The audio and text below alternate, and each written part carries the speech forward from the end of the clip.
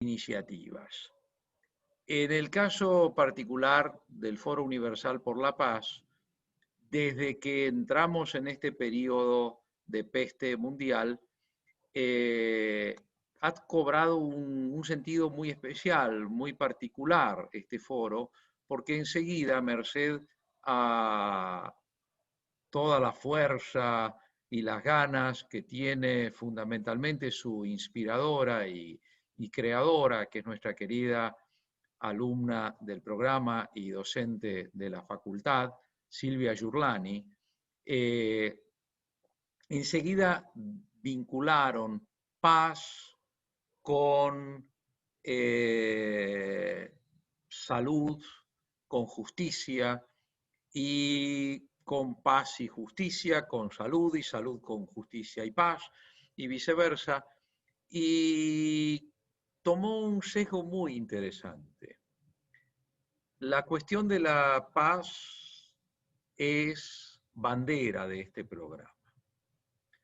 Yo creo que este programa tiene en gran medida tres banderas fundamentales y otras más, pero tres banderas fundamentales. No las pondría en ningún orden porque creo que no se puede dar una sin las otras, es muy difícil. Yo creo que la primera, en todo caso, diría que es la paz, la búsqueda de la paz. La segunda, me parece que es la búsqueda de la integración entre los pueblos. Y la tercera es la defensa cerrada de los derechos humanos, de la dignidad de cada integrante de nuestra especie. Por supuesto, esos derechos humanos y esa dignidad involucran una preocupación quemante con el mundo, con los otros seres vivos, con el planeta en sí, con la Pachamama, con el universo, porque, por cierto, ¿de qué nos serviría defender los derechos humanos si nuestra especie no tuviera planeta para vivir? ¿Y a quién le gusta vivir en un mundo donde estemos nosotros solos y no haya otros seres vivos para compartirlo? Entonces, todo esto en realidad es una gran y extraordinaria maraña de construcciones y nuestro programa es un programa comprometido. No es aséptico, no es aséptico, no es aséptico. Cuando a veces hemos discutido sobre algunos gobiernos, algunas ideas, algunos se han enojado a veces cuando algunos profesores y profesoras y este humilde director mismo nos hemos puesto muy tristes cuando algunas personas importantes en el mundo político de nuestra región emitieron comentarios homofóbicos muy fuertes, o comentarios misogínicos, o comentarios xenófobos, y nos sentimos mal, o han reivindicado dictaduras militares sangrientas, y nos hemos sentido mal. Bueno, lo que pasa es que no somos asépticos desde el punto de vista axiológico. Hoy lo hablábamos en un congreso que estuvo muy lindo realmente, en el que tuve el honor de participar hoy a la tarde, organizado por la Ordem dos Advogados do Brasil, Minas Gerais, donde hablábamos que el hacer que en la facultad se estudien solamente las leyes, y más todavía las leyes procesales, hace que en las facultades de Derecho se pierda la dimensión axiológica, se pierda la dimensión valorativa. Y la verdad es que creo que a todas las profesoras y profesores de este programa la dimensión axiológica nos resulta importantísima. Y no estamos dispuestas a de ninguna manera ceder en ese terreno. Nosotros no podemos ver un mensaje, un predicado homofóbico, un predicado racista un predicado de características xenofóbicas y hacer como si nada y mirar para otro lado. Nosotros tenemos un compromiso con la dignidad humana. De manera que este foro ha sido en todo momento, de la misma manera que la Unión Brasileño-Argentina por la integración jurídica, que ahí lo estoy viendo, a mi queridísimo y admirado amigo Nelson Basile Neto, que es el padre de la Unión Brasileño-Argentina por la integración jurídica, la Unión Chileno-Argentina por la integración jurídica, que ahí estoy viendo a su alma mater, la profesora doctora Verónica Lescano Galardi, junto con Alexander Linford Child, que por ahí debe andar, de Chile, y todas las otras empresas en sentido amplio que han ido surgiendo, han estado todas vinculadas con la defensa de la dignidad humana, y la defensa de la dignidad humana es absolutamente incompatible con cualquier forma de discriminación que se quiera levantar, sea homofobia, sea xenofobia, sea misoginia, sea la forma que sea el horrendo racismo, sea la forma que sea. No debemos tener, creo, facultades de derecho asépticas. Eso es altamente peligroso, altamente peligroso. Mujeres y hombres de derecho que entren en la banalidad del mal, contra la que advertía la gran Hannah Arendt, no queremos que salgan, por lo menos, de la Facultad de Derecho de la Universidad de Buenos Aires, ni en grado, ni en posgrado, ni en doctorado, en nada, en nada. Y creo, porque acá veo las caras de amigas y amigos que son autoridades de brillantes universidades y facultades de derecho de otros hermanos países, y creo que todas y todos estamos de acuerdo en eso. Somos muy conscientes nosotros y nosotras de que en nuestro maravilloso cuerpo de estudiantes hay personas que son líderes en la política, en la academia, en la judicatura de muchos países del mundo. Y confiamos enormemente en que este programa pueda, con humildad y con simpatía, llevar un mensaje que, como una onda que genera una piedra lanzada en la quietud de un estanque, se extienda sin límites, llamando a la fraternidad, llamando a la paz, llamando al amor. Querida Silvia Giurlani, ojalá que estés aquí, porque estabas con algún problema de... Ah, sí, está. Muy bien. Querida Silvia, que además, a partir de este momento, eres coanfitriona de esta reunión, y esto te corresponde por derecho propio. Dejo en tus excelentes manos la conducción de este evento, por cuanto quiero tranquilo dedicarme a aprender de las 4 personas que a continuación nos brindarán sus exposiciones. Muchísimas gracias a todas y a todos por seguir estando aquí. Gracias a las 75 personas que ya han ingresado en la sala. Y Silvia, te escuchamos entonces. Gracias, doctor. Bueno, muy buenas tardes, queridas profesoras, queridos profesores, compañeros, compañeras, colaboradores. Muchísimas gracias, doctor Rabinovich, por sus palabras, director del programa de los cursos intensivos válidos para doctorado de acá de nuestra querida Facultad de la UBA. También nuestro presidente honorario, que tanto nos motiva y nos acompaña en todas las actividades que emprendemos. Él es nuestro gran maestro. Y muchas gracias también a todas las autoridades de la facultad, al decano doctor Bueres, al vicedecano doctor Herbert, a la secretaria académica Silvia Nona, al subsecretario Lucas Bettenor, y a todos los organizadores del evento del día de hoy. el máster en Cultura Jurídica de la Universidad de Girona, cuyo codirector es el doctor Rabinovich, y también el doctor José María Pérez Collado. También a posgrado y su director, el doctor Leandro Vergara, al Departamento de Ciencias Sociales, en la figura del director, bueno, Ricardo Rabinovich, y su subdirectora, la doctora Andrea Gastón, la secretaria doctora Isabel González Nieves.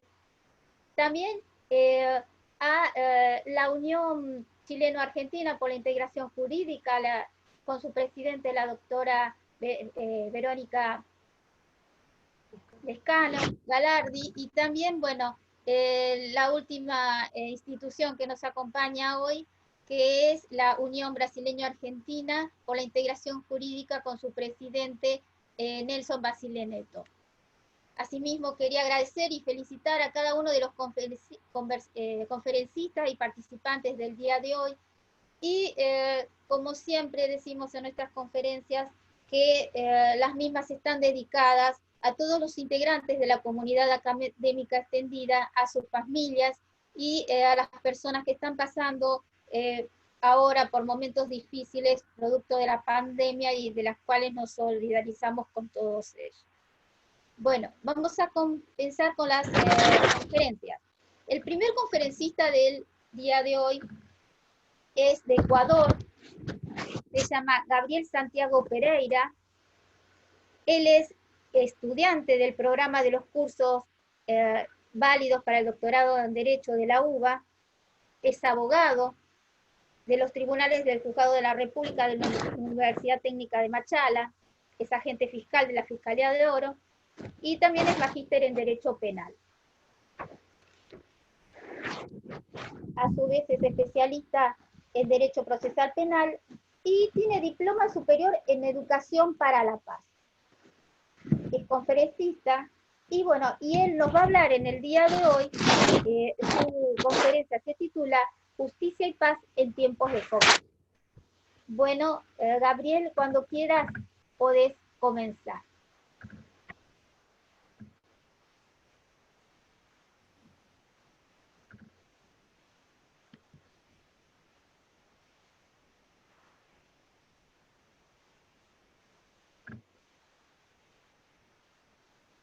Le está pidiendo micrófono, aparentemente.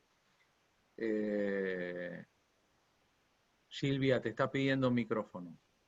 Sí.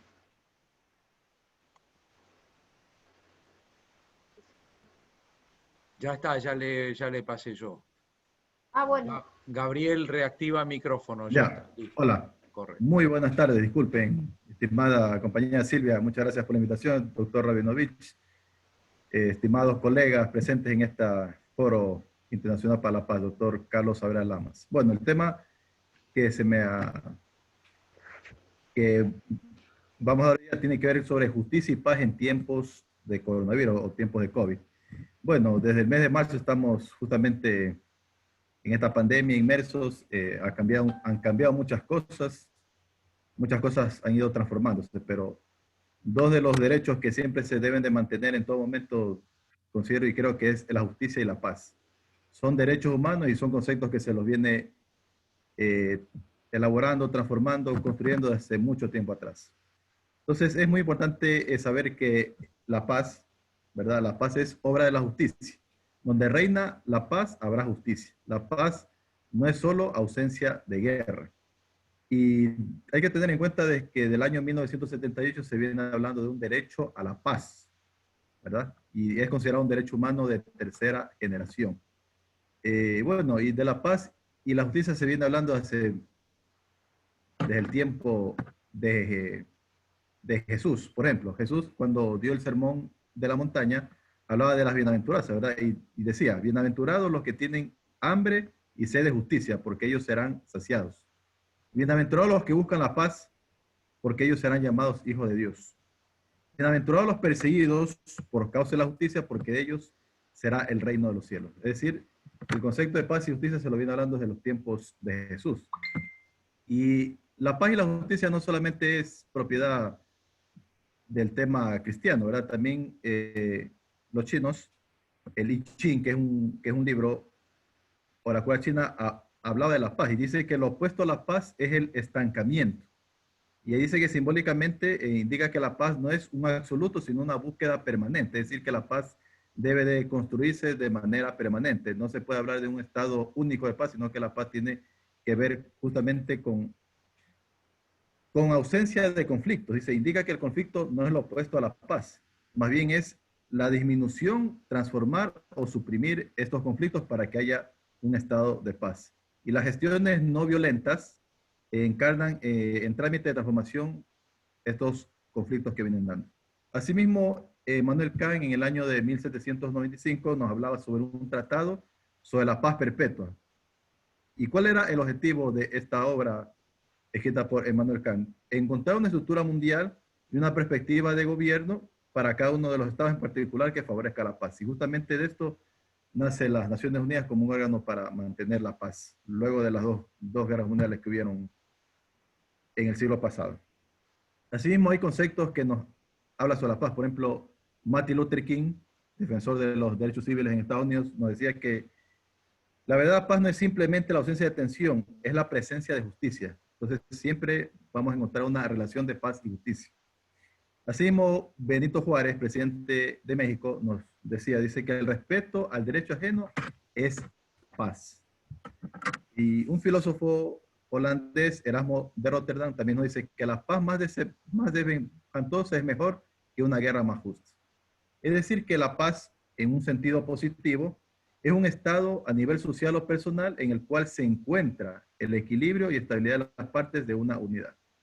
Asimismo, también al hablarnos de paz, no nos referimos a un estado, a un país, a una nación. También nos hablamos de la tranquilidad personal de la persona, de la tranquilidad mental que tiene que tener una persona. En estos tiempos de coronavirus, vemos que no ha habido paz, ni paz interior para las personas, o su grupo familiar, o el prójimo, ni tampoco paz para las sociedades. ¿Por qué? Porque el COVID ha traído muerte, ha traído medidas económicas que han afectado a las clases más desfavorecidas. Las clases más desfavorecidas han sido incomodadas por esta situación del coronavirus, han sido las personas más afectadas en este caso. Entonces, vemos que ha habido una paz tensa, ¿verdad? Una paz que no lleva a la tranquilidad ni de la persona ni de la sociedad. En un sentido negativo, ¿cómo definimos a la paz? Es la ausencia de inquietud, violencia o guerra. Bueno, aunque el término de paz viene siempre con la situación de ausencia de guerra, ¿verdad? Bueno, los países latinoamericanos no hemos estado en guerra. La última conflicto que hubo en Latinoamérica fue justamente entre Ecuador y Perú en el 95. De ahí no han habido conflictos de mayor relevancia. Ausencia de guerra. Sin embargo, no ha habido una paz absoluta porque hemos visto que en distintos países, en distintos gobiernos han caído, han habido revueltas populares.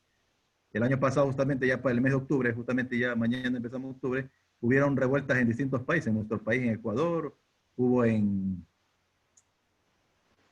Colombia, hubo en Chile. Entonces ha habido intranquilidad social, ¿verdad? No ha habido paz social, ha habido intranquilidad. Y la justicia también se ha visto envuelta en este sentido porque en los últimos tiempos hemos tenido el famoso lawfare, es la guerra jurídica, ¿verdad? La persecución judicial a personas por su ideología política. Es decir, hay una falta de justicia en distintas naciones. Vean que la paz está muy presente en el saludo tanto de los judíos como de los árabes. Por ejemplo, los árabes hablan de salam y los judíos hablan de shalom, que significa en ambos términos paz, o la paz esté contigo, la paz esté con nosotros. Los que somos católicos, los que somos creyentes, cuando asistimos a la Eucaristía también, cuando viene el saludo de paz, nos deseamos la paz entre nosotros. Entonces tiene una connotación no solamente social, sino también religiosa.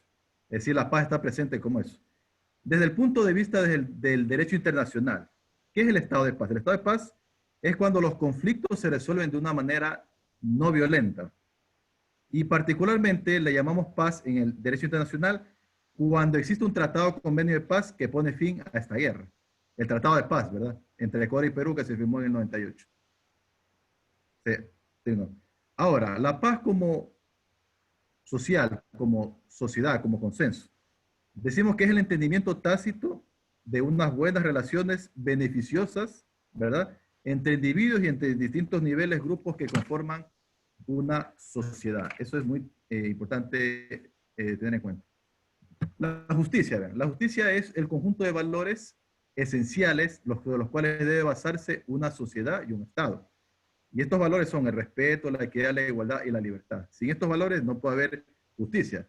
Justicia desde el punto de vista genérico común es dar a cada quien lo que le corresponde. Es decir, cada quien recibe lo que le corresponde en medida de lo que ha hecho. En un sentido formal, ¿verdad?, la justicia, ¿qué es? El conjunto de normas que regulan a un Estado a través de los organismos competentes, los cuales son encargados de dictar, cumplir y sancionar cuando estas normas son irrespetadas.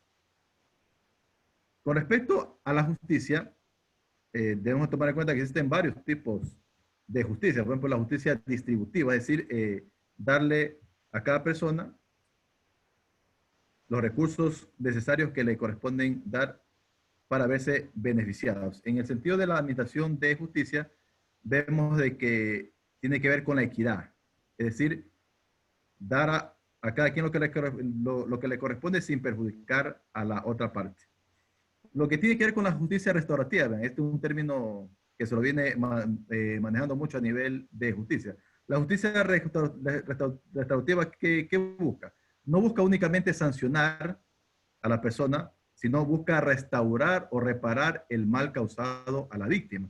Y básicamente la justicia indígena tiene que ver con esta justicia restaurativa, ya que las penas o las sanciones en una justicia indígena no tienen que ver con la privación de libertad, sino más bien reparar el daño que se le causa a la víctima. La justicia procesal es la que todos conocemos como abogados, como litigantes, como partes en un proceso, es la que está regida por normas, por procesos, por instituciones que llevan a cabo distintas formas de hacer esta justicia.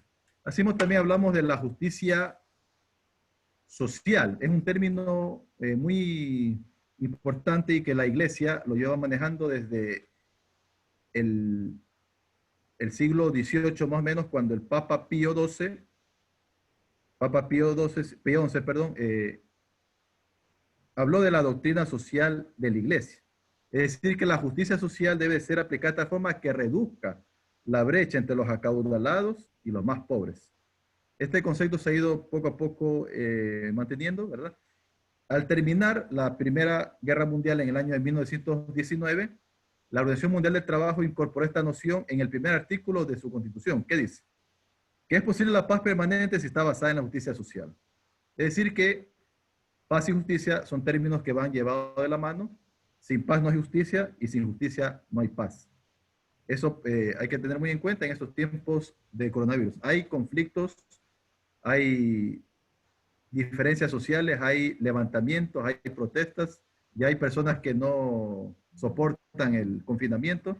Justamente estaba viviendo en Argentina, ¿verdad?, los problemas que hay de las personas que quieren salir del confinamiento. Ya son prácticamente ya 6 meses que estamos, algunos países ya retomando la normalidad, entre comillas. Hay otros que todavía están confinados para evitar el contagio. Sin embargo, hay que evitar ese tipo de situaciones para romper la paz social que tiene que existir en una sociedad. Por lo tanto, nosotros estamos llamados como profesionales, como académicos, como juristas, a justamente buscar la paz social y buscar la justicia social, que justamente es el estado en el cual las personas, los seres humanos, se pueden desenvolver de una mejor manera y un estado puede hacerse valer los derechos humanos de las personas que llevan inmersas en este tipo de situaciones. Hasta ahí mi intervención. Muchas gracias y espero les haya gustado esta intervención. Muchas gracias, Gabriel, por tu excelente conferencia. Muchas gracias. Bueno, mencionamos que estamos en el mes de la paz, ¿no? Porque los 21 de septiembre de cada año se festeja el Día Internacional de la Paz. Bueno, nuestra próxima conferencista viene de Colombia. Ella es Ludy Santiago Santiago. Es abogada de la Universidad Libre de Colombia, especialista en Derecho Administrativo, Derechos Humanos, Internacional Humanitario y magíster en Derecho Penal. Es estudiante del programa de cursos válidos para el doctorado en Derecho de la UBA y tiene una vasta experiencia en el sector como asesora pública y también coordinadora nacional de los proyectos de modernización con el Programa de Naciones Unidas para el Desarrollo y Sistema de Atención Integral para Desplazados. Es docente y exdecana de la Facultad de Derecho de la Corporación Universitaria de Colombia. Bueno, ella hoy nos va a dar su conferencia titulada Los acuerdos, un camino hacia la paz. Bueno, cuando quieras, podés comenzar, Ludi, entonces. Buenas tardes. Buenas tardes. Sí, sí, se te escucha. Sí, sí. Buenas tardes a todos, un cordial saludo. Agradezco su atención y agradezco particularmente al doctor Rabinovich por abrir estos espacios de discusión tan importantes y de reflexión. Un abrazo para la doctora Verónica, para la doctora Andrea, el doctor Sebastián, todos los docentes y todos los participantes. Gracias a la doctora Silvia Giuliani por su apoyo en la organización de esta jornada, a todos y a cada uno de quienes con tanto amor trabajan para que la Universidad de Buenos Aires sea como hasta hoy una de las mejores del mundo. Quiero hablarles de la paz y la manera de alcanzarla a través de los acuerdos.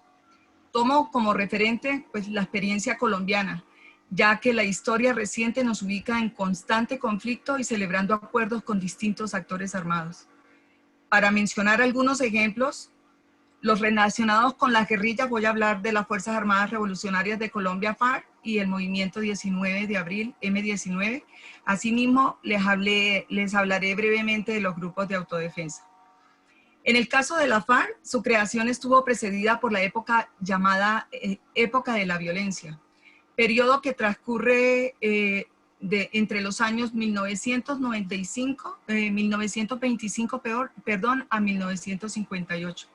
En el cual se presentaron confrontaciones armadas entre los partidos relacionados, los partidos tradicionales en Colombia, el Partido Liberal, que era uno de los tradicionales, y el Partido Conservador, debido esto al radicalismo ideológico enfocado a la búsqueda del poder, situación que dejó como consecuencia un incontable número de muertos, destrucción de la propiedad privada, terrorismo, desplazamiento forzado de casi un tercio de la población, incremento del narcotráfico, entre otros fenómenos. Esta confrontación llegó a su máximo nivel con el asesinato del caudillo Jorge Eliezer Gaitán, líder liberal que se perfilaba como seguro presidente de la República, hijo de un librero y una profesora, activista de izquierda que se graduó de abogado de la Universidad Nacional con la tesis Las ideas socialistas en Colombia. Gaitán no ocultó su pensamiento de izquierda y tal vez por ello su muerte convulsionó por completo al pueblo que reaccionó violentamente. Se mataban unos con otros y destruyeron por completo la ciudad, originando lo que se conoció como el Bogotazo. Después de este suceso en 1953, en medio de las confrontaciones partidistas, los militares asumieron el poder a través del general Gustavo Rojas Pinilla, quien decreta una amnistía a favor de los guerrilleros liberales y conservadores que se habían alzado en armas y que se venían enfrentando en todo el territorio nacional. Ya en el año de 1957 se terminó la dictadura del general Gustavo Rojas Pinilla gracias a un acuerdo que se celebró entre el Partido Liberal y el Partido Conservador y por el cual se alternarían el poder cada uno por 4 años hasta 1974. Esta amnistía a favor de los guerrilleros no disuadió a los actores del conflicto, no fue eficaz. Al contrario, y como veremos, sería el origen de una violencia mucho mayor, porque a raíz de las inconformidades que se generaron por el acuerdo entre liberales y conservadores para alternarse el poder en el que se denominó el Frente Nacional, surgieron la FARC en el año 1964 con un ideario socialista, marxista y comunista, común al que predicaba Jorge Eliezer Gaitán. En paralelo a la actividad guerrillera de la FARC, surgió en Colombia el movimiento M19, producto de la inconformidad que generó en el año 1970 las elecciones a presidente de la República que terminaron con la elección del candidato Misael Pastrana Borrero. Se afirmó en estos comicios que hubo fraude en el conteo de escrutinio de los votos por una sorpresiva interrupción del servicio de luz y por el hecho de que la Registraduría Nacional del Estatuto Civil venía reportando resultados distintos a los que provenían de las provincias. En 1973, este movimiento inicia su lucha armada, pero primero intentó ser un partido político de izquierda llamado ANAPO. Se dio a conocer por su pensamiento socialdemócrata y por sus acciones enfocadas a enaltecer al pueblo y restablecer la igualdad social. Más que hacer énfasis en su estructura militar, el M-19 concentraba su lucha en asestar duros y precisos golpes, como por ejemplo el hurto de la espada de Bolívar, secuestros selectivos de políticos y empresarios importantes, y se tomaron el Palacio de Justicia en 1985, evento que marcó la historia de Colombia por la muerte masiva de casi la totalidad de magistrados y funcionarios de la Corte Suprema de Justicia que a esa hora se encontraban laborando y por haber puesto en serio peligro la institucionalidad del país. En esta toma violenta no valieron los clamores del entonces presidente de la Corte Suprema de Justicia, doctor Alfonso Reyes Echandías, ni del guerrillero Andrés Almarales, para que el ejército no ingresara violentamente. Pero pese a ese clamor del diálogo, la reacción fue violenta, generando una verdadera masacre porque murieron la totalidad de guerrilleros, magistrados y personal que a esa hora se hallaban laborando, y muchos de quienes salieron con vida fueron luego reportados como desaparecidos. La lucha del M-19 se mantuvo hasta el año de 1990, cuando se firmó un acuerdo de paz con dicha guerrilla, entregando las armas. Esto, o lo convenido, realmente cumplió su finalidad, a pesar de que su líder, Carlos Pizarro, fue asesinado. Y hoy por hoy, muchos de ellos, representantes del movimiento para esa época, hacen parte del Congreso y han ejercido un liderazgo representativo. Los excesos de la guerrilla causados por el secuestro, el boleteo, la extorsión, el desplazamiento forzado, el reclutamiento de menores, el terrorismo, entre muchas más acciones delictivas, generaron que la presencia del Estado fuera suprimida en muchas regiones del país. Y fue ese el motor que alimentó el surgimiento de la autodefensa campesino, quien inicialmente operó como grupos de celaduría de finqueros y terratenientes bajo el amparo legal, que luego se pervirtieron y se convirtieron en verdaderos ejércitos de justicia y de venganza privada frente al accionar guerrillero. Lo más lamentable es que en 1994, mediante el decreto 356, el gobierno de entonces reglamentó el funcionamiento de esos grupos que se denominaron asociaciones comunitarias de vigilancia rural, más conocidas como las Convivir, cuyo cometido era el de ejercer como un grupo de vigilancia y seguridad privada para apoyar la labor del ejército en forma remunerada y en beneficio de organizaciones públicas o privadas interesadas en sus servicios, al punto que muchos gremios públicamente aceptaron haberse beneficiado de ellas.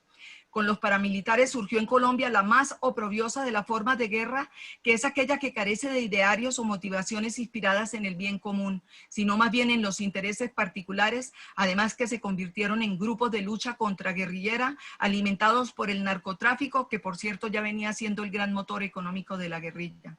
En el año 1997, las Convivir, que venían amparadas por la ley desde su creación, fueron reglamentadas también, adquirieron mayor fuerza y presencia, al punto que se convirtieron en grupos autónomos de fuerza militar que se expandieron por todo el país. Se organizaron de forma federada y confederada con un único fin: combatir la guerrilla en forma paralela al ejército colombiano y tratando de recuperar las zonas invadidas por el operador insurgente, labor que constitucionalmente estaba reservada al Estado como verdadero titular del monopolio de las armas.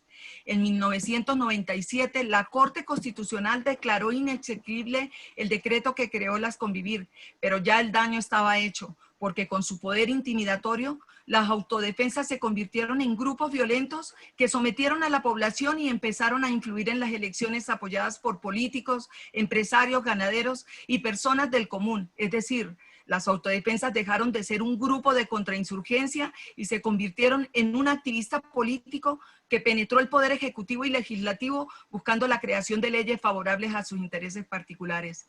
El problema más grave que generaron las autodefensas consistió en que muchos políticos se aliaron con ellos, y prueba es que la justicia investigó y juzgó y condenó a más de 62 congresistas, entre senadores de la República y representantes a la Cámara, sin contar con gobernadores y alcaldes. esta fuerza paramilitar irregular llegó a tener tanta relevancia que intentó cooptar el Estado a través de la política y su perfilamiento iba encaminado a participar a las elecciones presidenciales. Ellos únicamente apoyaban sus candidatos. Una vez se declara la ilegalidad de los grupos de defensa campesino llamados Convivir o de autodefensas, sus integrantes entran a ser perseguidos por la justicia como delincuentes, armados e integrantes de grupos criminales. Y en esa condición, desde la clandestinidad, sus voceros políticos abrieron los espacios para acercarse a dialogar con el gobierno de la época en el año 2005 y firmar un acuerdo de paz que culminó con la emisión de la Ley 975 de ese año, más conocida como la Ley de Justicia y Paz, cuyo fin fue facilitar el proceso de paz con la reincorporación individual y colectiva a la vida civil de miembros de los grupos armados al margen de la ley, garantizando los derechos a la verdad, a la justicia y a la reparación y no repetición.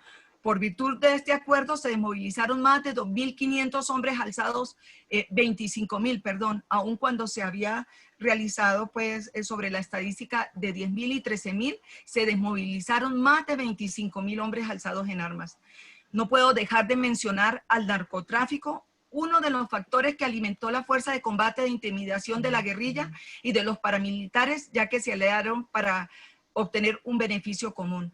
En Colombia, los grupos de narcotraficantes llegaron a convertirse en delincuentes capaces de intimidar con el terrorismo la institucionalidad del Estado. Muchos de esos narcotraficantes se filtraron para aparecer como guerrilleros o paramilitares.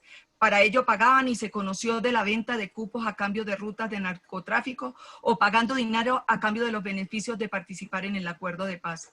Con los grupos de narcotraficantes no se podía negociar, pues era evidente el objeto ilícito de esos acuerdos y de ahí que mezclarse con los actores del conflicto le resultó un pacto ideal que pervirtió por completo los acuerdos de paz. Es decir, no hay duda que tuvieron una incidencia directa y activa no solo en la estructura sino en el fortalecimiento de la guerrilla.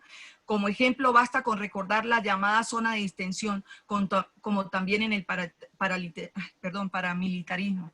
Y es indudable que ello influyó en que esos acuerdos fueran en su esencia imperfectos. Estos ejemplos que he puesto de manifiesto de estos tres acuerdos en Colombia son relevantes frente a la reflexión que pretendo transmitir a ustedes, porque un acuerdo de paz, para que sea estable y duradero, requiere que en su esencia se desarrolle conforme a unos valores y principios éticos de buena fe.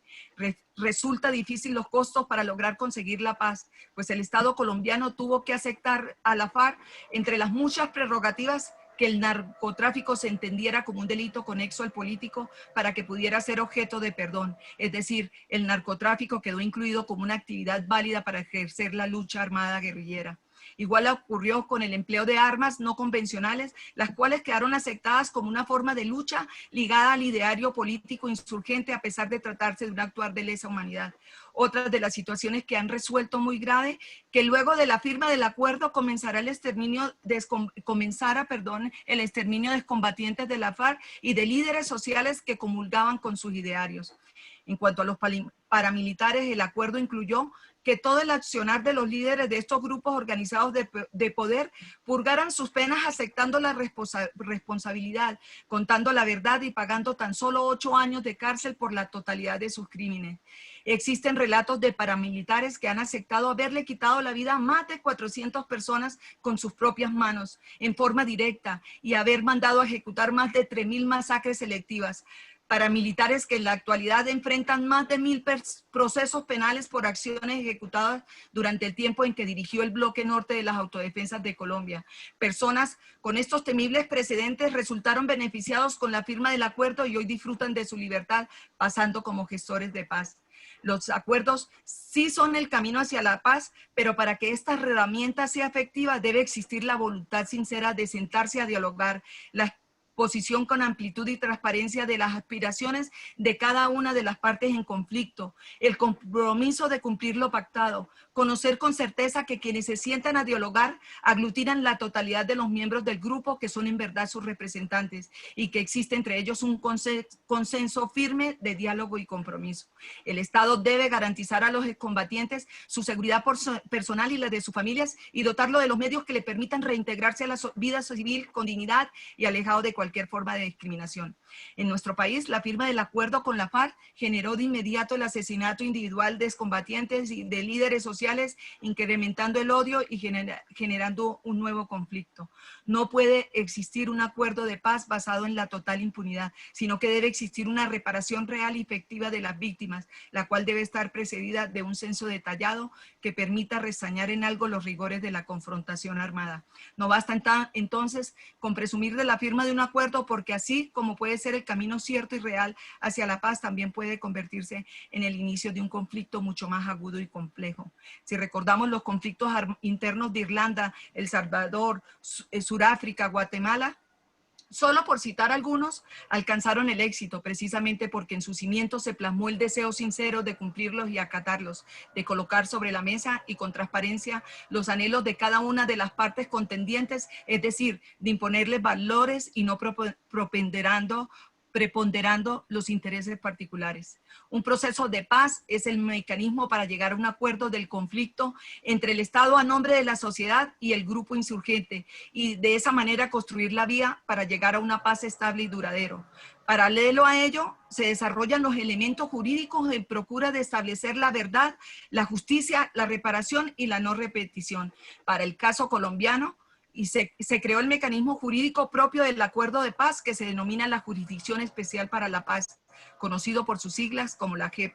El término proceso de paz tiene una significación más allá de su emblemático y esperanzador nombre. Ha de entenderse que proceso de paz se refiere a una justicia transicional, siendo esta un conjunto de procedimientos y herramientas desarrolladas por el Estado con el fin de dar solución a una situación precedente. De ahí la importancia del cumplimiento de los acuerdos, pues estos son la base de la concepción de la búsqueda de la paz. El incumplimiento o demora en el acatamiento de estos por parte de los gobiernos futuros deteriora el tejido sustancial del acuerdo, como lo es la tan anhelada paz. Los acuerdos son la coraza del proceso. Sin estos no existirá proceso de paz, y sin esta la sociedad se verá abocada a una guerra en la que, como lo sabemos, se violan permanentemente los derechos humanos. El llamado entonces desde la academia, lugar insigne de un Estado social y democrático de derecho, es que se vigile permanentemente el cumplimiento de los acuerdos, levantando una sola vez para que no se regrese al pasado de horror, de terror, de muerte y de violación de los derechos humanos. Muchas gracias. Muchas gracias, Ludy Santiago, por tu excelente conferencia, muy interesante. Bueno, ahora pasaremos al tercer conferencista, que es de Argentina. Él es Francisco G. Bart, es abogado, tiene una vasta experiencia laboral en el ámbito judicial del derecho penal, profesor en ciencias jurídicas, es profesor de la materia Derecho Constitucional y Derechos Humanos y de Principios de Derecho Latinoamericano en la Universidad de Buenos Aires. También es profesor del programa Diálogo Comunitario del Colegio de Magistrados y Funcionarios de San Isidro, y también es profesor en otras instituciones. El tema de hoy de su conferencia será la educación para la paz como deber político, hacia una pedagogía del diálogo. Francisco, cuando quieras podés comenzar. Bueno, gracias Silvia, gracias Ricardo. Un gustazo participar del Foro por la Paz. Muy interesante las dos disertaciones de los colegas.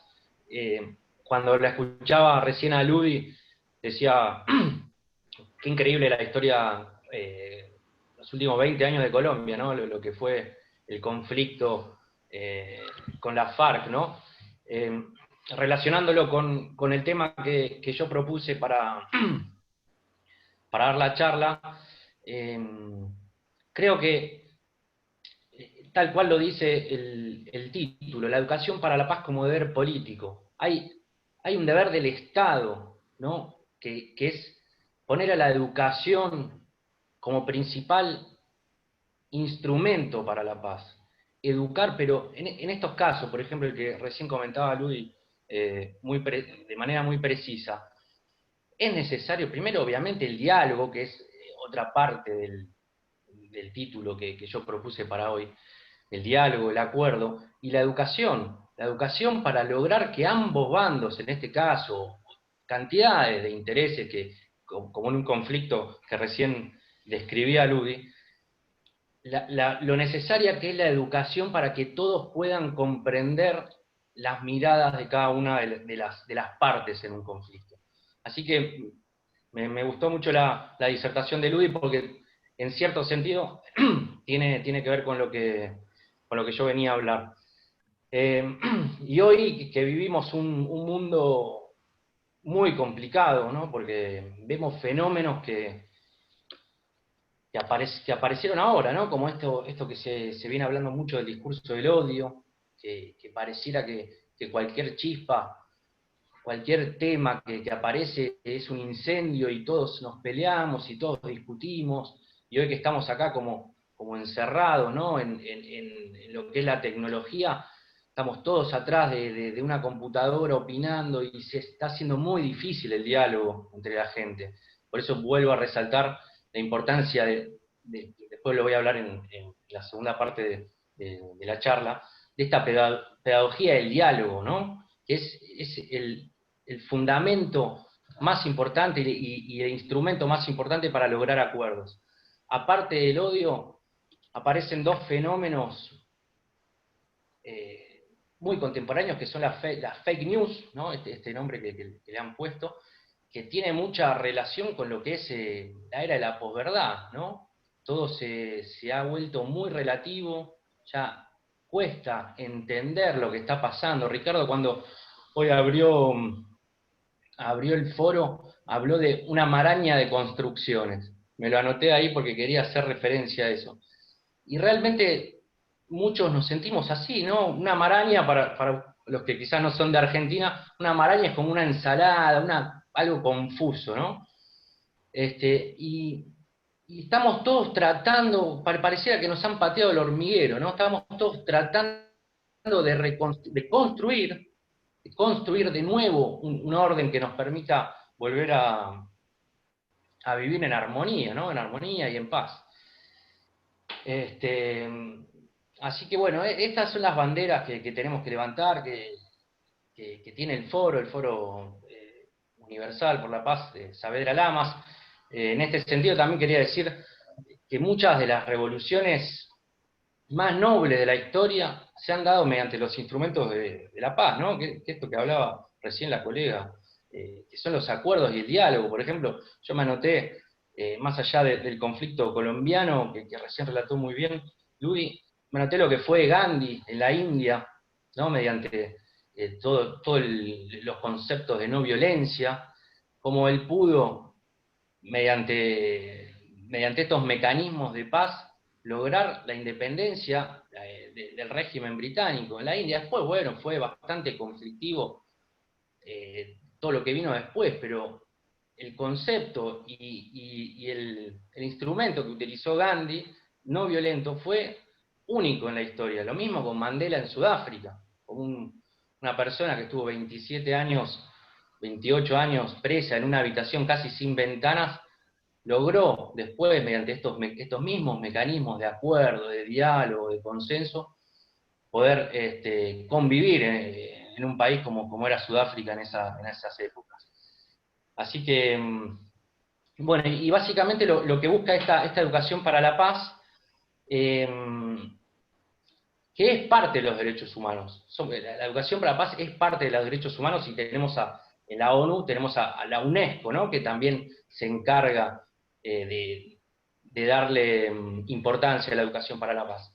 Entonces, sus objetivos son la democracia, la justicia, ya lo desarrollaron el doctor Rabinovich y Gabriel también estuvo hablando de temas justicia, el desarme, también un tema muy importante, obviamente los derechos humanos, la tolerancia religiosa, la diversidad cultural, el medio medio ambiente, hoy otro tema fundamental, y es un tema que hoy está al límite, es el momento que tenemos que cambiar porque la humanidad empieza a correr ciertos peligros en este sentido. La prevención de conflictos, la reconciliación de los pueblos, obviamente la no violencia, la cultura de paz, la diversidad y la perspectiva de género. Estos son los valores que busca la educación para la paz.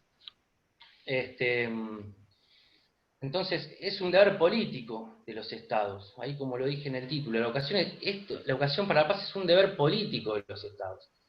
El Estado tiene que dar prioridad a estos mecanismos, ya que es un mundo totalmente, como recién decía, muy polarizado, donde ya no se sabe qué es verdad, donde el odio, que también podemos contraponerlo a lo que es la paz, el odio hoy está en boca de todos, ¿no? Hoy prendemos cualquier noticiero o nos metemos en nuestras redes sociales y vemos que el tema del odio está muy presente, hay mucho conflicto al respecto, y por eso la educación para la paz es el mejor arma para conquistar el espíritu humano, que también ese es otro concepto de la educación para la paz. Hay que buscar conquistar el espíritu humano, ir directo al alma de la humanidad.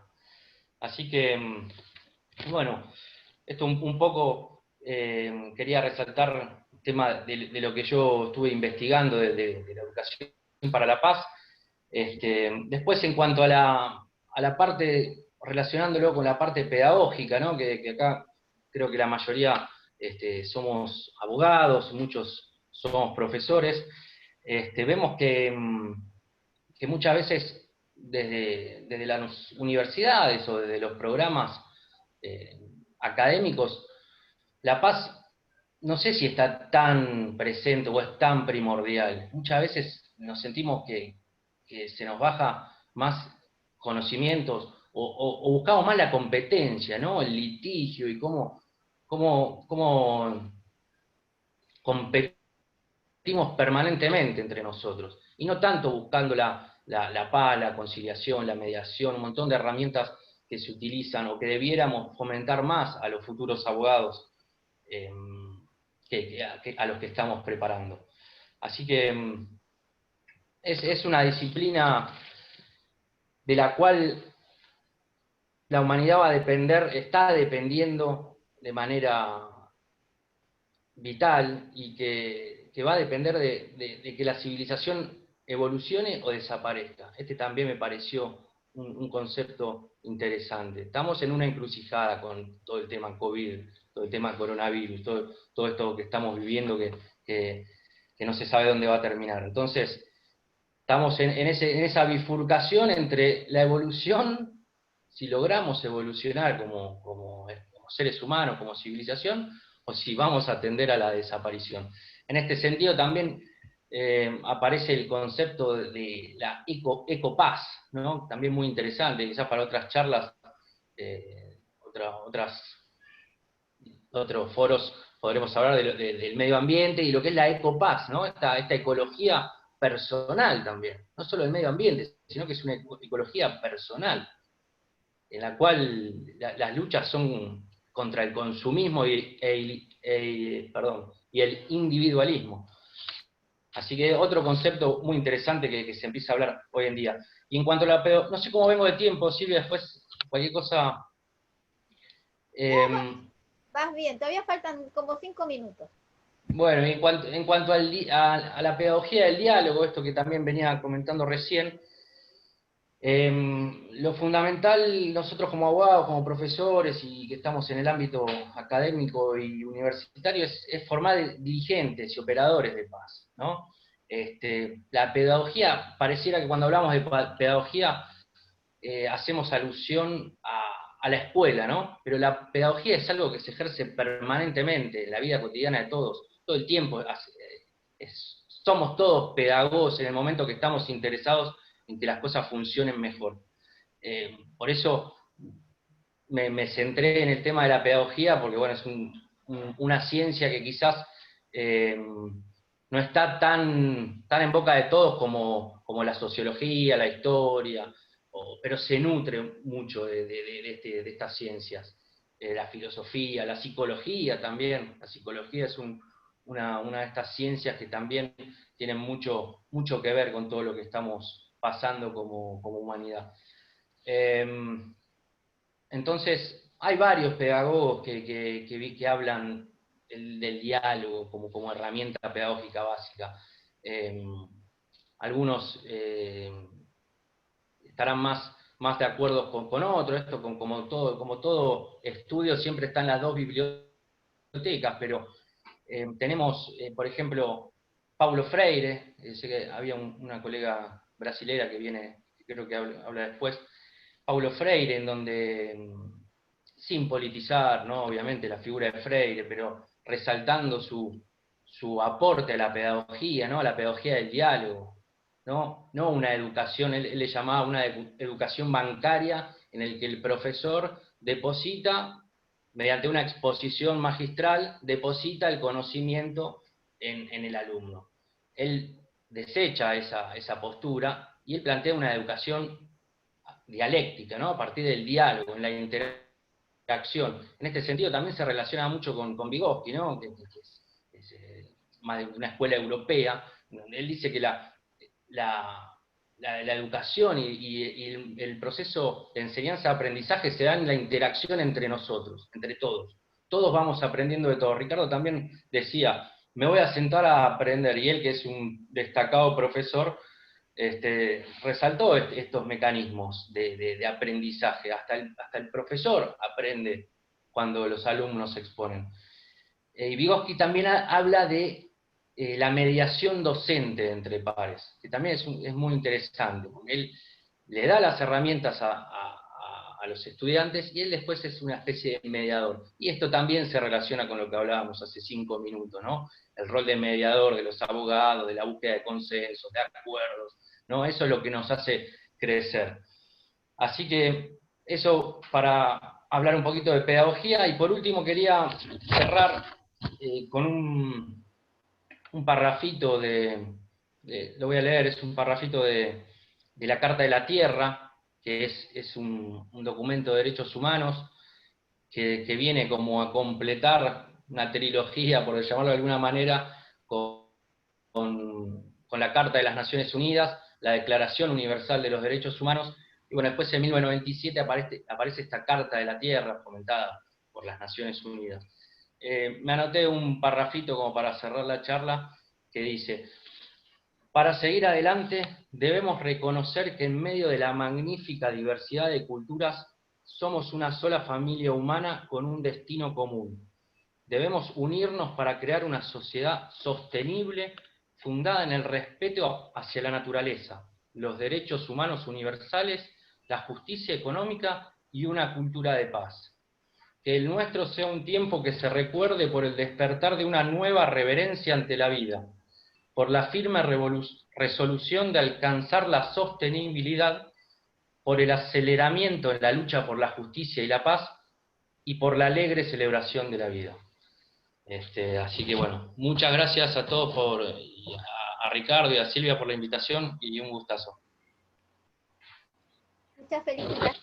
Muchas gracias, Francisco. Hermoso el mensaje y muy interesante las conferencias. Hasta ahora son todas muy buenas. Bueno, ahora vamos con la cuarta conferencista del día de hoy. Ella es de Brasil, de San Pablo. Se llama Claudia Cristina Araujo Costa.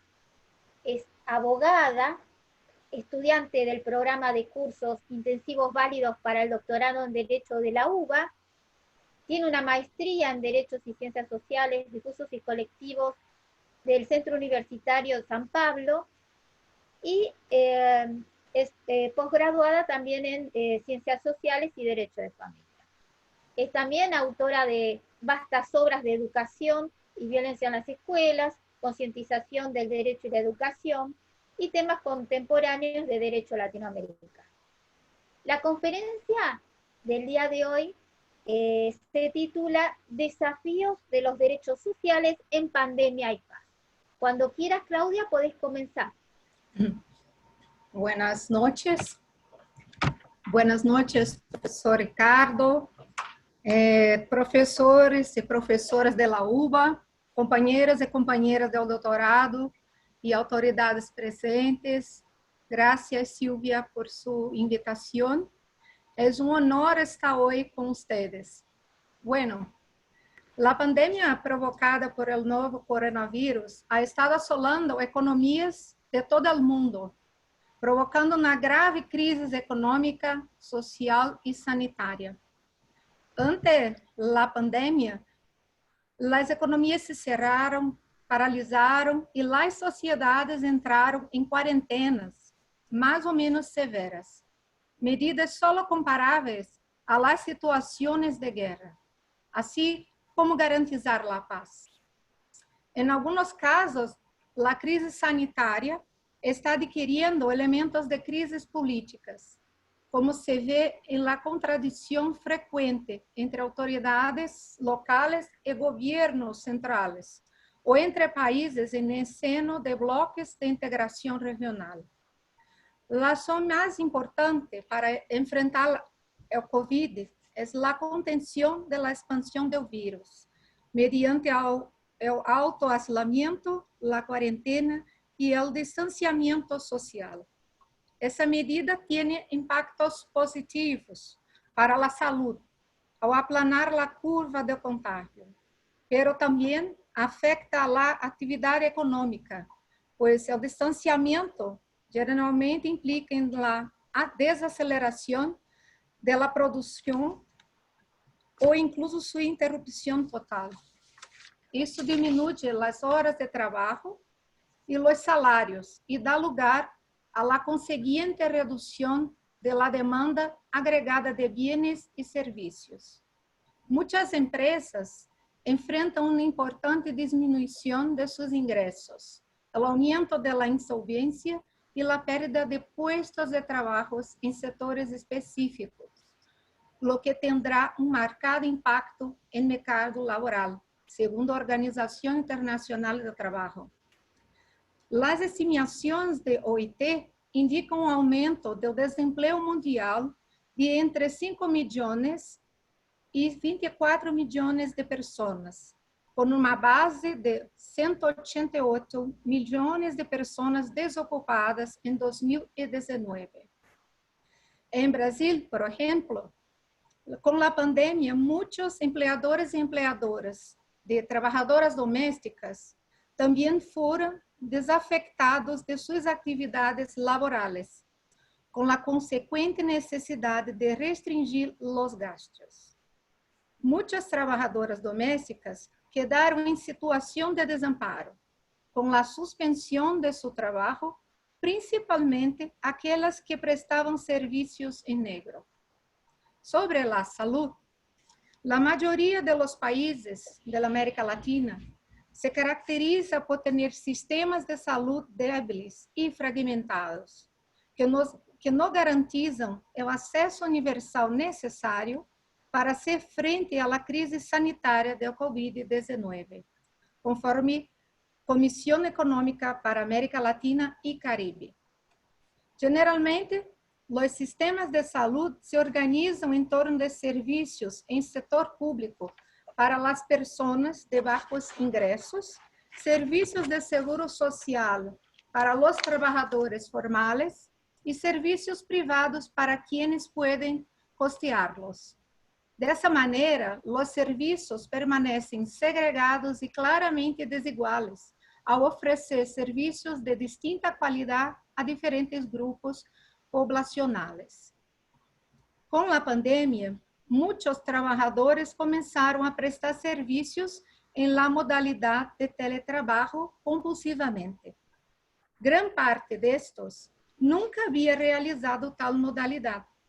No recibieron acciones de entrenamiento, desarrollo y educación y están teniendo que adaptarse, además de tener que equilibrar nuevas demandas que crearon, por ejemplo, la necesidad de dedicar más tiempo a actividades domésticas y cuidado de los hijos. En ese ámbito, los intereses económicos superan los derechos y la dignidad del trabajador.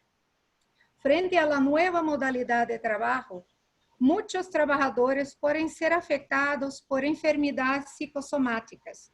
Así se deben adoptar medidas para evitarlo. A la vista de esto, la OIT publicó algunas orientaciones para minimizar los impactos de esta modalidad de trabajo, como apoyo de gestión, herramientas y entrenamiento apropiados, expectativas claras, ser capaz de controlar su tiempo, una estrategia personal para trabajar mejor y confianza mutua. Pero no es fácil. Es notorio que ya en el ejercicio de teletrabajo, por opción de los trabajadores en el inicio de la contratación, presenta sus percances y no quedan dudas de que para los trabajadores que asumieron la modalidad por causa de la pandemia del COVID-19, eso se volvió un desafío diario, dado que tiene que mantener equilibrio psicológico.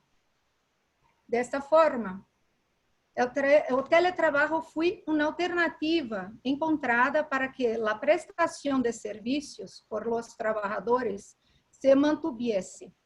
Sin embargo, es importante que el Estado también debe estar atento a las dificultades y exceso de servicios de los trabajadores, para que la salud psicológica sea preservada, incluso durante el momento de pandemia. Otro gran desafío en los derechos sociales es con la educación, pues la interrupción de las actividades en centros educativos ha tenido efectos significativos en la aprendizaje, especialmente de los más vulnerables, pues los centros educativos también proporcionan seguridad alimentaria y cuidado a muchos niños, lo que permite a los padres y madres tener tiempo para trabajar. La suspensión de las clases tiene un impacto más allá de la educación en la nutrición y el cuidado con los niños. Se marca otro punto también, que la pandemia presentó para los niños, niñas, jóvenes y docentes el desafío de la educación a distancia, como nosotros tenemos ahora, en la cual la privación de la interacción en el aula por la utilización de clases a través de Zoom, Google Meet, con una total dependencia de Internet y tecnología disponibles, crearon una forma de educación provocadora. Aunque se han hecho planes para promover el uso de dispositivos digitales en los sistemas educativos, muchas instituciones educativas no cuentan con la infraestructura de tecnologías digitales necesarias. Además, existen brechas en el acceso a las computadoras y a Internet en los hogares. No se sabe cuánto tiempo durará la crisis.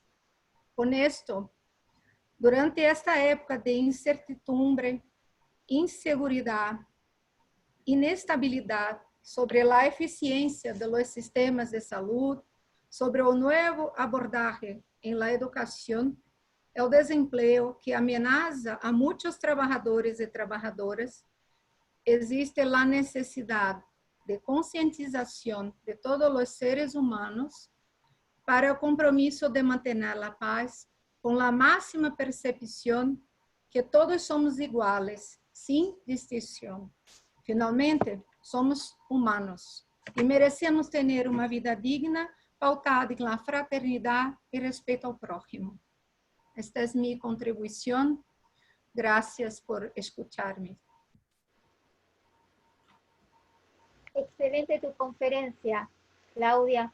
La verdad, muy bien, todos los conferencistas con los horarios han cumplido perfectamente. Quería felicitarlos a todos, a Gabriel, a Ludi, a Francisco, a Claudia, por haber participado hoy en el foro, por sus excelentes conferencias de las cuales hemos aprendido mucho, Han sido todas muy completas, con diversidad de temas. Y ahora vamos a pasar, porque a partir de las reflexiones que nos generaron esta situación de pandemia, el Foro Universal para la Paz, doctor Carlos Saavedra Lamas, se propuso la redacción de una declaración titulada Paz, Salud y Justicia, acompañando así la dinámica de los acontecimientos y dando también continuidad a nuestro anhelo de seguir trabajando en procura de la paz. Entonces, para ello, vamos ahora a proceder a la lectura de la misma, y la haremos acompañados de también los presidentes de dos queridas instituciones, la Unión Chileno-Argentina por la Integración Jurídica, de manos de la doctora Verónica Lescano Galardi, también integrante de nuestro foro, y también con la Unión Brasileño-Argentina por la Integración Jurídica, también de la mano del querido Nelson Basile Neto, también integrante de nuestro foro, que vamos a comenzar ahora con su lectura. Nuestra declaración dice: el Foro Universal para la Paz, doctor Carlos Saavedra Lamas, surgido de los cursos intensivos válidos para el doctorado de la Facultad de Derecho de la Universidad de Buenos Aires, integrado con mujeres y hombres de numerosos países, dedicados directa o indirectamente al derecho, declara. 1. Que la pandemia generada por el COVID-19 ha dejado al descubierto con claridad la imperiosa necesidad de trabajar por un mundo más solidario e integrado, donde los problemas planetarios puedan ser encarados de manera conjunta y coordinada, y no en forma separada y de fronteras adentro. 2. Que dicha situación ha puesto en evidencia, como ya lo hicieron un siglo atrás la llamada gripe española, lo esencial que resulta, frente a las catástrofes sanitarias mundiales, la existencia de un contexto internacional de paz y la ausencia de conflictos, latentes o actuales, que entorpecen la cooperación. 3. Que ha quedado nítidamente demonstrado que la mejora de las condiciones de vida en general y de acceso a la salud, en particular, es un imperativo que excede la agenda de los países por separado, para convertirse en una necesidad común a la humanidad entera y, por lo tanto, no se puede resolver de manera egoísta y autorreferente. 4. Que las entidades y organizaciones públicas internacionales dedicadas a la colaboración y cooperación entre los estados no han estado en general a la altura de las circunstancias y deberían ser reformuladas para funcionar mejor ante futuras situaciones pandémicas. 5. Que la experiencia del COVID-19 debe servir a nuestra especie para aprender y mejorar, para ser más incluyente y desterrar las discriminaciones y los prejuicios, y terminar con los enconos entre países y grupos. Aprovechar esta vivencia para avanzar hacia un mundo más pacífico, justo y solidario. Es un ineludible compromiso universal para con las víctimas de esta pandemia. Buenos Aires, septiembre de 2020. Muchas gracias, doctora Verónica Lescano Galardi, por acompañarnos. Nelson Neto, ¿quiere decir unas palabras, doctora Verónica? Felicitarlos en sentido estricto, porque tuve que apagar la cámara porque estoy con el celular y tenía miedo de no llegar con la batería, así en la tecnología, pero estuve escuchando las brillantes disertaciones de tanta gente querida del programa, y en la coincidencia absoluta, una vez más, de que es a través de la educación, como decía tanto Francisco, Lu, Diana y Gabriel, es la concientización y la visibilización de un desafío cierto que nos ha puesto esta pandemia, este COVID espantoso que estamos viviendo, pero que en la creencia y en la esperanza que unidos y fortalecidos institucionalmente con el respeto en los derechos humanos, en la democracia, en las constituciones, es como realmente entendemos desde el foro que es la vía para poder apostar a la paz y realmente que esto no sea nada más que un anhelo, sino una realidad. Así que Silvia, todas mis felicitaciones con la brillante gente, Nelson querido, muchas gracias por este espacio. Muchísimas gracias a usted, doctora Verónica. Silvia, perdón, Silvia, mil disculpas. Me parece que sería muy interesante, con este mismo criterio, escuchar unas palabras de nuestra querida y brillante vicedirectora del Departamento de Ciencias Sociales, la profesora doctora Andrea Gastrón. Andrea, por favor. Bueno, ¿me escuchan bien? Sí. Perfecto, Andrea. Bueno, para mí un gusto acompañar este momento y esta declaración. Sé que es un poquito tarde en el horario. Felicitar, por supuesto, a los organizadores y a los y las expositoras. Y estaba pensando, ¿no?, una declaración sobre la paz en el día que despedimos a Quino, ¿no?, en esta coincidencia casi mágica, porque si hay alguien que trabajó para la paz, creo que fue Quino a través de Mafalda, ¿no? Así que me parece que estas coincidencias, así, estas sincronicidades a veces dicen mucho más, ¿no?, de lo que callan. Así que bueno, felicitarlos una vez más, y ojalá que la paz que tanto anheló Mafalda, ¿no? Recordaba a Mafalda con el mundo en la mano, ¿no? Y justamente la pandemia, como bien dice esa declaración, ¿no?, que puso en evidencia lo mal que estamos encarando las cosas, ¿no? Así que bueno, adherir y felicitar por este gesto que me parece muy importante en un momento de tanta incertidumbre, ¿no? Simplemente eso. Gracias. Muchísimas gracias, doctora Andrea Gastrón. Silvia, bueno, gracias querida Andrea. Silvia, tenemos una presencia muy especial que nos ha acompañado desde el principio de este evento. Y me gustaría ofrecerle con todo cariño, si nos quiere acompañar con unas breves palabras, a nuestro querido y permanentemente presente vicedecano de la facultad, el profesor doctor Marcelo Gebhardt, que aparte de todo es, insisto, profesor de nuestro programa, o sea que tiene un doble pasaporte para hablar en este momento. Solo que le comprenden las generales de la ley, porque aparte de todo eso, es el padre de uno de los expositores. Pero, querido Marcelo, si estás de acuerdo, Silvia, con tanto cariño como siempre, te escuchamos. Bueno, gracias, realmente un honor que me des la palabra. Yo estaba solo, como dijiste al principio, aprendiendo.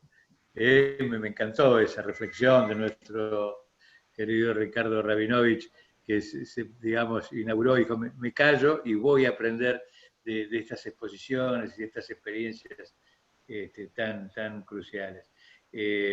Yo solo me llevo muchas cosas para mí, no solamente el orgullo de escuchar a mi hijo, sino me llevo realmente una enorme riqueza de este intercambio en esta tarea tan crucial de la formulación de una paz duradera, de un acercamiento, de un modo de aquietar las aguas en un mundo tan crispado. Esto que trabaja el foro, creo que es sumamente útil, que la Universidad de Buenos Aires así lo haga.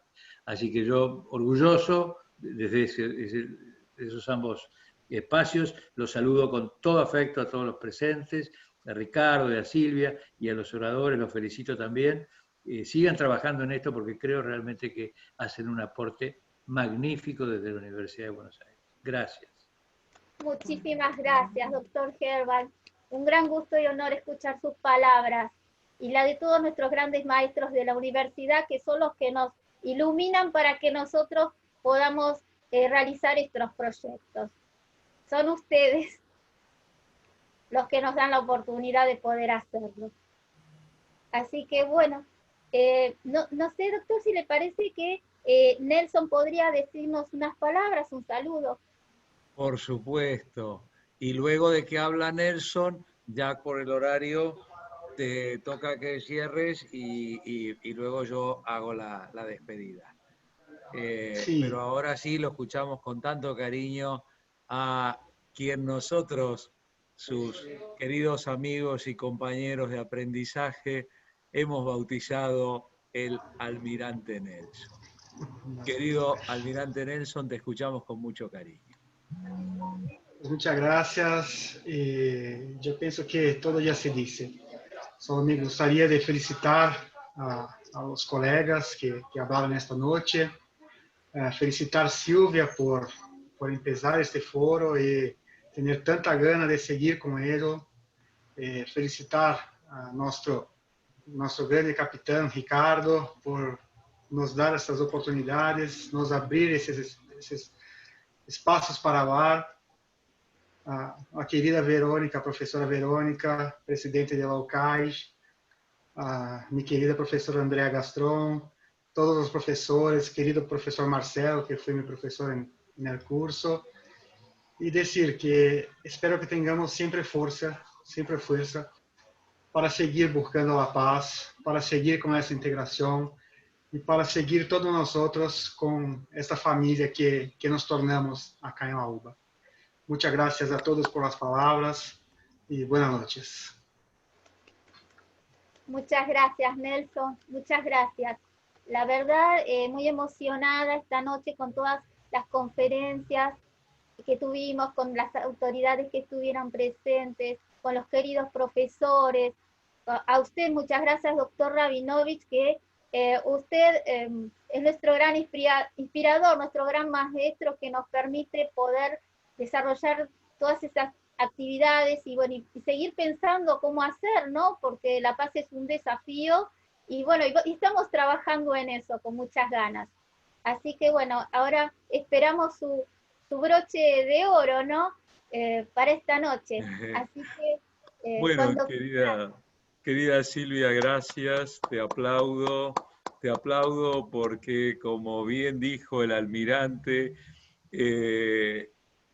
todo esto se ha generado a partir de que un día tuviste esta idea, inmediatamente fuiste a buscar a otras personas del programa, queridas y brillantes mujeres y hombres que hacen que este programa sea realmente algo que no puede ser, ¿no? No hay palabras para describir este grupo humano de alumnos.